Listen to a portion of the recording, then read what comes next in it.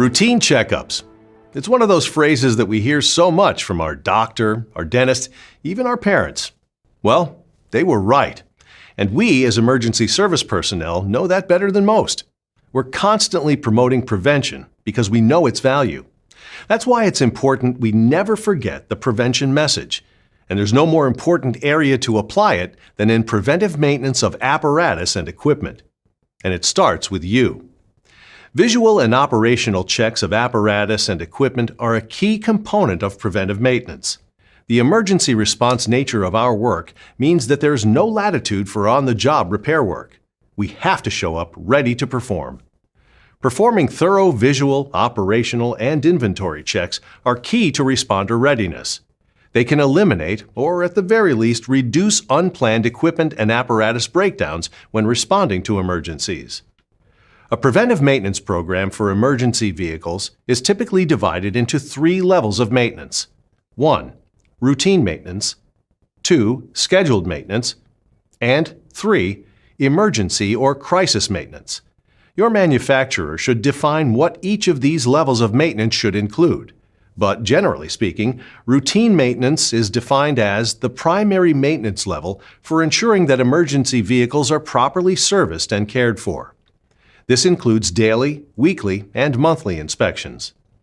There are a number of benefits to preventive maintenance. The first and most obvious is reliability. Reliable equipment is critical to saving lives and property. The people we serve depend on us having proper apparatus in good working order to respond to emergency calls. Victim and personnel safety is enhanced by keeping equipment ready. Properly functioning equipment allows us to do our job safely and efficiently when time is of the essence. Every time we respond prepared to do the job, we contribute to a sense of public confidence that is fundamental to our community involvement. Preventive maintenance results in less downtime. There's less interruption of work schedules, which in turn minimizes the periods that reserve apparatus needs to be used for frontline service. Finally, preventive maintenance increases pride and morale and provides for a positive public image. Clean and well-maintained apparatus and equipment projects professionalism and fosters confidence in our organization. There are ample reasons to conduct regular visual and operational checks, so we'd like to review the procedure for performing this task so that you're always ready to roll. A typical truck check can be broken down into 3 components. 1. Visual check. 2. Operational check. And 3. Inventory check. Developing a systematic approach is important so that we don't miss anything. And if we are interrupted in the middle of an inspection, it's easily continued when we return. We'll divide the vehicle up into 6 areas. These include the left front side, the front, the right front side, the right rear side, the rear, and the left rear side. You can use this systematic approach for the visual, operational, and equipment check for each area.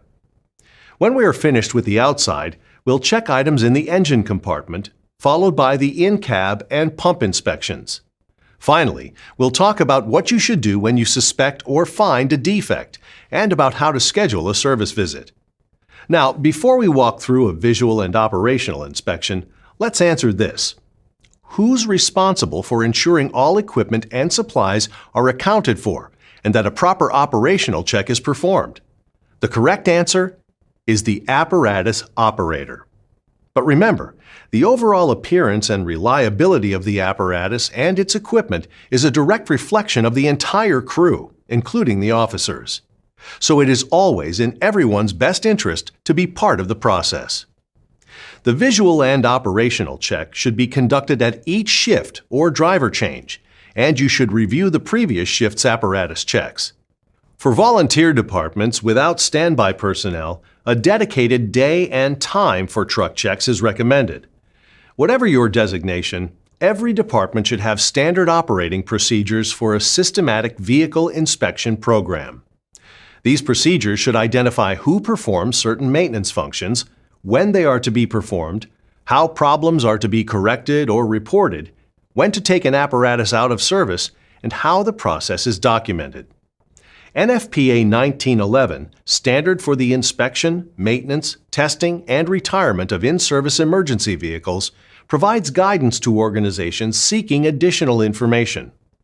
If you do not have local protocols for vehicle out-of-service criteria, you may want to reference NFPA 1911 to develop them. Now, let's go ahead and perform a visual and operational check. The truck check should address all the items on the department's daily inspection checklist. This checklist includes all the key components of the preventive maintenance inspection. There are any number of ways to cover this checklist, but we recommend the walk-around method. It's called that because the operator starts the inspection at the driver's door in the cab and works around the apparatus in a clockwise pattern. A separate walk-around should be conducted for the inventory check. Let me take a moment to note something here.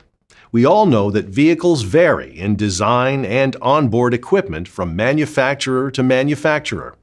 As we perform our model walk-around inspection, keep in mind not all elements may be in the same place on our vehicle as they are on yours.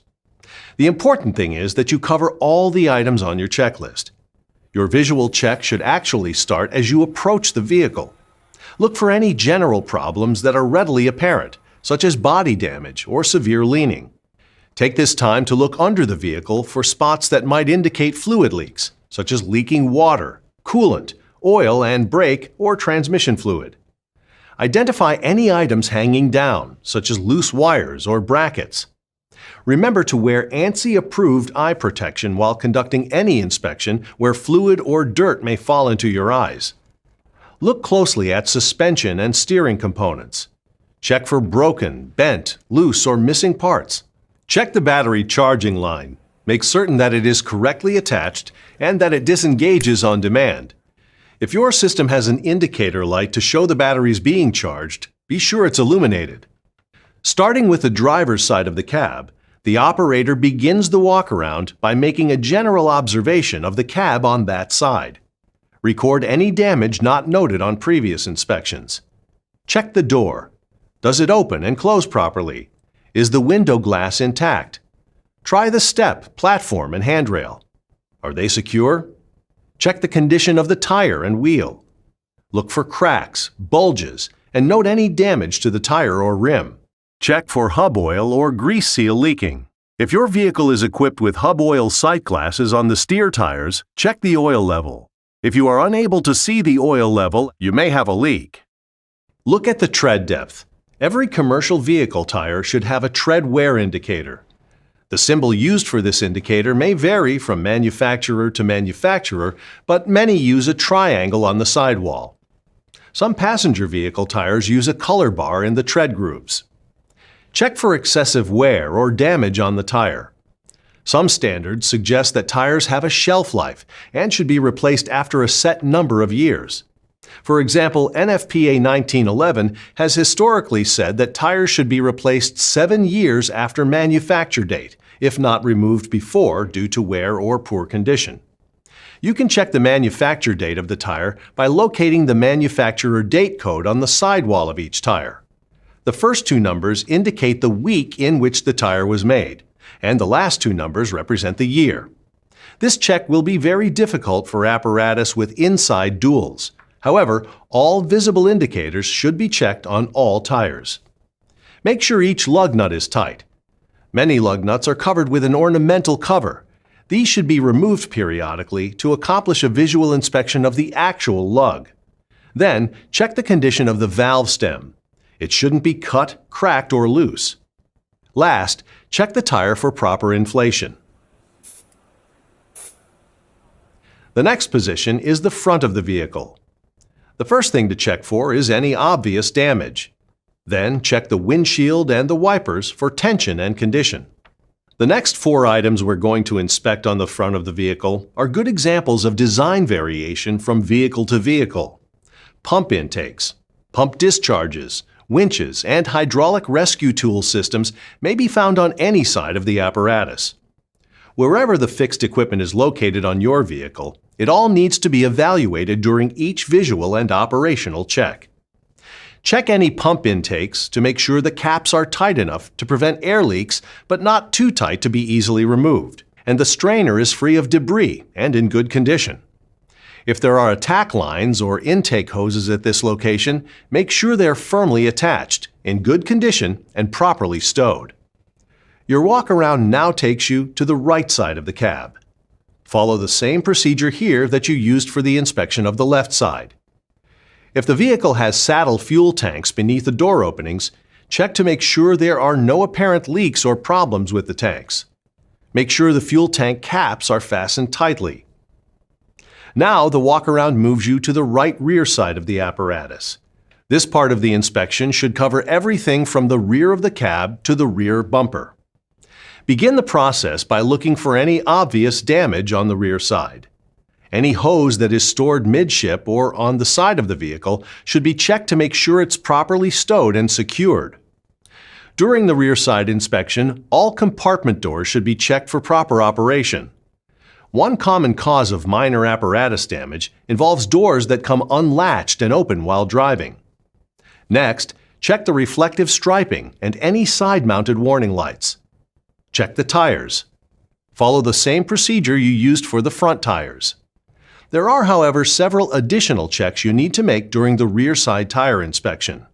First, many emergency vehicles have dual wheels on the rear axle. Make sure the dual tires don't come in contact with each other or any other part of the vehicle.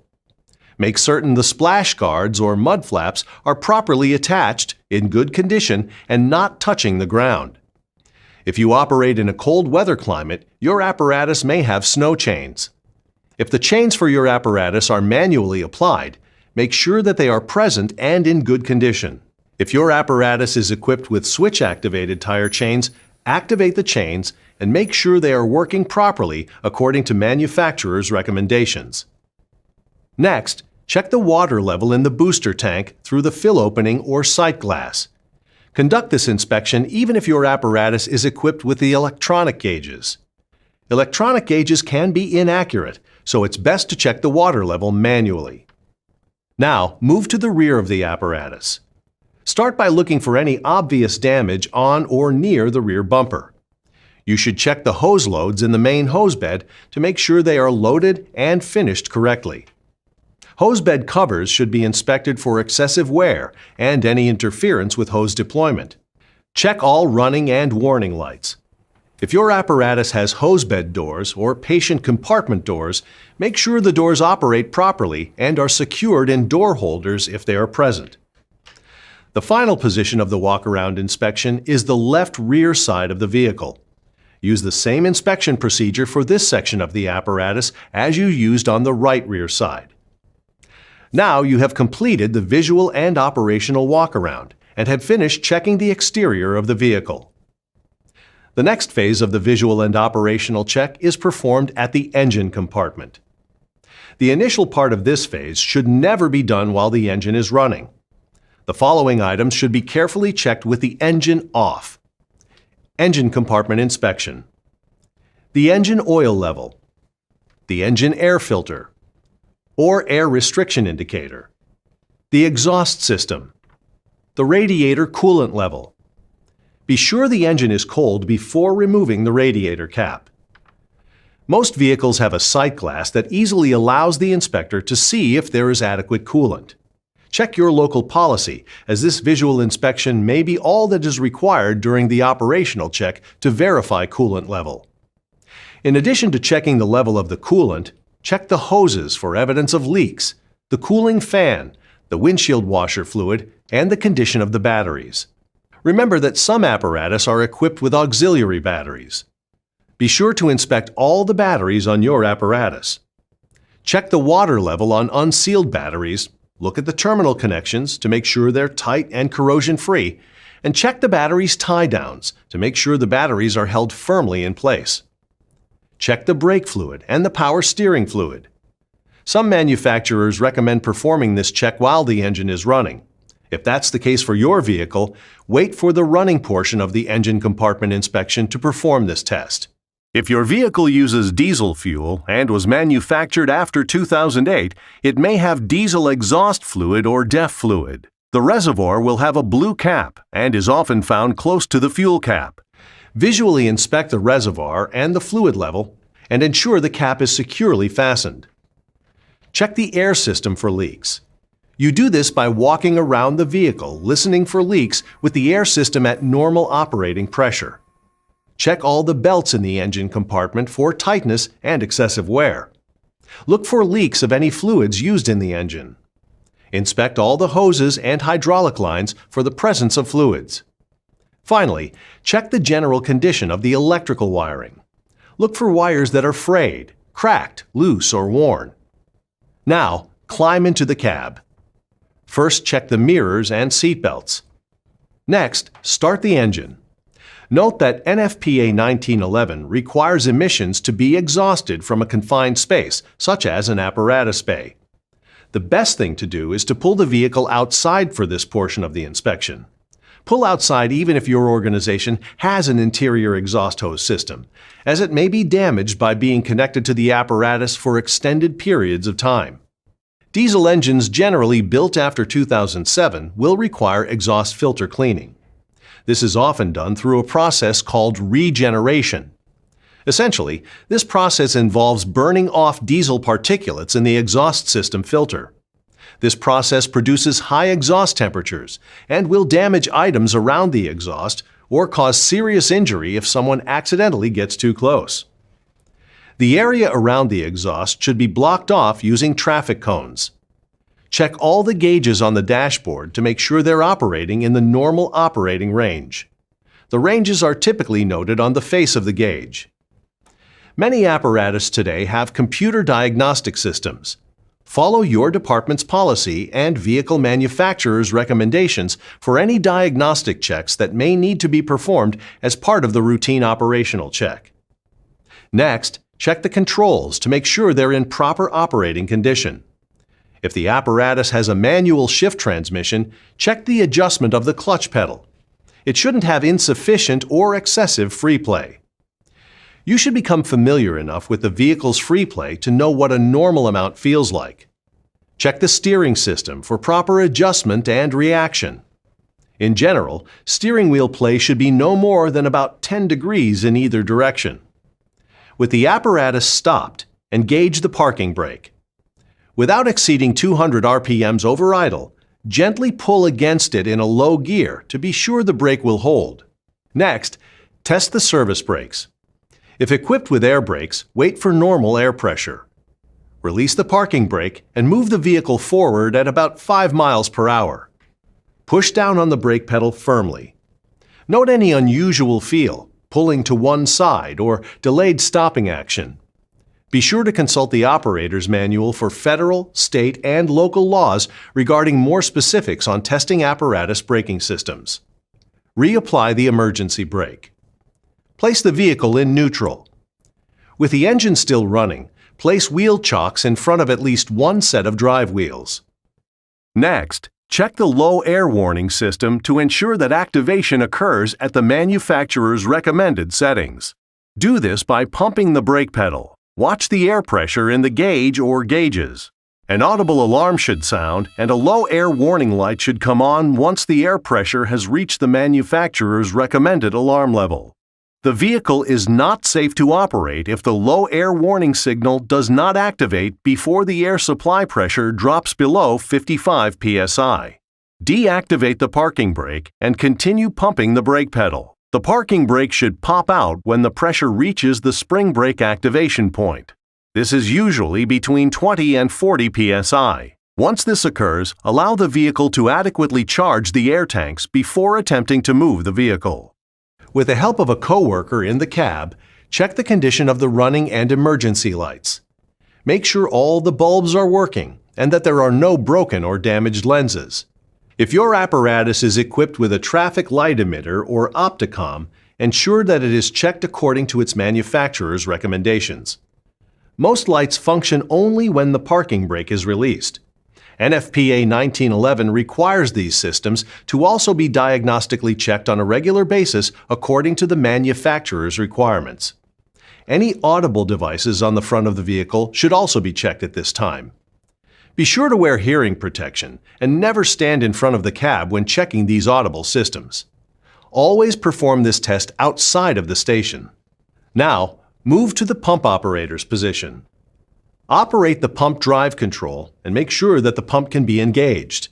If your pumps are equipped with a fuel tank independent of the main apparatus fuel tank, make sure the auxiliary tank is full. Check all the gauges on the pump panel to see if they are in working order. Open and close each valve to make sure they operate smoothly, and make sure the pump drains are closed. Check the duplicate gauges on the dashboard to make sure they're in agreement with the readings on the gauges on the pump panel. Inspect the fire pump. Perform a dry prime test every month to check for air leaks in the pump. Inspect the water tank and, if you have one, the foam tank. Check inside the compartments and underneath the apparatus for evidence of water or foam leaks. Make sure all tanks are full. If the apparatus has an automatic transmission, road test the vehicle. When you arrive back at the station, park the vehicle on a level area outside. With the engine running and parking brake engaged, check the automatic transmission fluid level. Now the vehicle visual and operational check is complete. Record any vehicle defects on the department's defect report or an equivalent document. The report should be forwarded to the emergency vehicle technician or designated vehicle mechanic. If you feel anything on the vehicle is unsafe, be sure the designated mechanic is notified immediately and the vehicle is taken out of service. Remember, your job is to identify the signs and symptoms of a potential problem so that the vehicle's mechanic can diagnose and treat the problem. Sound familiar? It's something like the EMT-physician relationship. It's important for the responders to notify the emergency vehicle technician, otherwise known as an EVT, of the symptoms that they're seeing when they're coming up with an issue on the vehicle. The EVT isn't necessarily out there on the road from a day-to-day perspective to see what the vehicle's doing, so it's important for those guys that operate the vehicle on a daily basis to let them know what they're seeing so that the EVT can actually go in, diagnose, and fix the issue that they're finding. The benefits of preventive maintenance, obviously, is you need to have your vehicle road ready for the responders to use. So it's the EVT's job to make sure that it's functioning properly and working up to its standards. The vehicle obviously needs to get to where it needs to go on a day-to-day basis. But not only that, it needs to be in safe condition for that to do so. Preventative maintenance obviously prevents any types of issues from happening. And in the long run, just by taking care of your vehicle can save money so that you don't come into the larger scale issues when they're identified right away by the responder. Your insights are crucial to the emergency vehicle technician's successful treatment of the vehicle's problems. Another critical element of the successful preventive maintenance program is regularly scheduled service visits. While it's up to the EVT or mechanic to schedule regular visits, you must work the service into the crew's schedule, so you need to be a part of the scheduling process.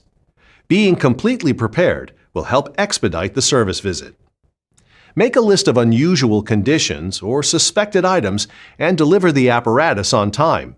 In review, your visual and operational check should follow a predetermined checklist so that there is a consistent procedure each time the inspection is performed. No matter who performs it, check the exterior and all equipment on all 6 sides of the vehicle, including the left front side, the front, the right front side, the right rear side, the rear, and the left rear side. Perform the not running and running engine compartment inspections. Finish with the visual and operational check of the pump and its corresponding controls. Following the operational check, an equipment supply and condition check should be performed. Make sure that all the equipment that is supposed to be in each compartment is there and stowed properly. Then, make sure the apparatus has the proper amount of any consumable items, such as hazmat materials, flares, and medical supplies. This is also the time to check any equipment stored on the exterior of the vehicle, such as ladders, intake hose, hoses in the hose bed, forcible entry tools, SCBA and/or spare cylinders, oxygen systems, hand lights, floodlights, and so on. Make sure it's all properly stored and in good condition. Like the visual and operational check, the inventory check should have a checklist as well. A complete inventory of the apparatus should be laid out in such a way that it is easy to reference when verifying all equipment is accounted for. This is easily done by labeling each compartment. Make sure all equipment is present, clean, operable, and properly stowed. If your vehicle is equipped with a hydraulic rescue tool system, include it in this part of the inspection. Always wear ANSI-approved eye protection while checking hydraulic systems. Inspect for proper operation, damage, and cleanliness. Finally, complete the department's defect report. Work with the EVT or mechanic to schedule routine maintenance service visits.